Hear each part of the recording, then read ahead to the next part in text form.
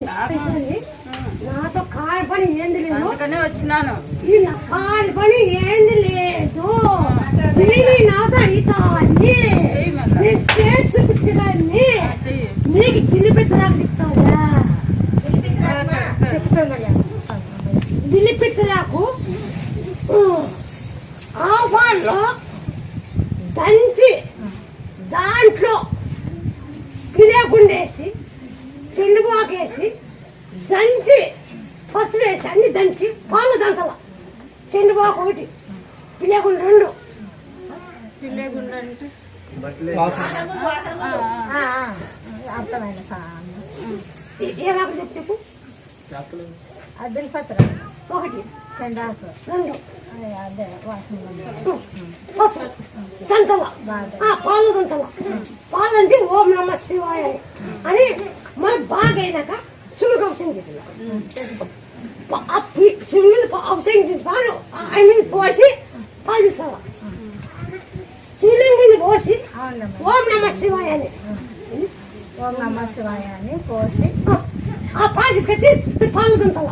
పాలు చెండుబాకు, పిలిపెట్టాకు, పిలేకుండా పసుపు దంచి ఓం నమ శివాయ అని బాగా అయినాక 101 లీటరు అప్పుతుంది. 101 లీటరు ఇది మధ్యలో వచ్చింది. ఈ మధ్య వచ్చింది. ఈ మధ్య ఇప్పుడు చెల్లెలు పట్టించింది. వచ్చింది. ఇది నాకు దోషం. పాము కుసిమెడుతుందా? పాము కుసిమెట్టినట్ల ఇది ఏది చేసేది కర్మ. ఇది పెద్దలు పిల్లలు తప్పలే. అదేం నిజమే.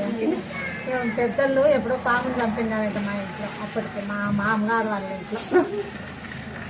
అది ఎవరన్నా కానీ నాకు దోషం ఉండే అంటారు. మరి ఈ అమ్మకి ఎట్లా వచ్చింది? దాని మంటలో పాము కుసిమెడు మంటలో కాల్పింది. చేయండి ఏమో తెలుగు మాకు పెద్దలు అనగా తిన్నాను చేసినాము. అప్పటి నుంచి ఏదో దోషం ఉంది అంటారు కానీ ఎప్పుడో ఇంకా నేను కాపురానికి రాకనే మా మామూలు ఉంటారు. భూమి ఉండేదా? భూమి కూడా ఉండే. భూమి ఉండే ఆ చేయంలో కుసిమెట్టు సప్పు అది మంటలో కాలింది.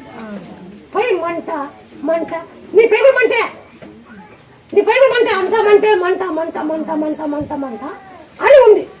అవునా కాదా?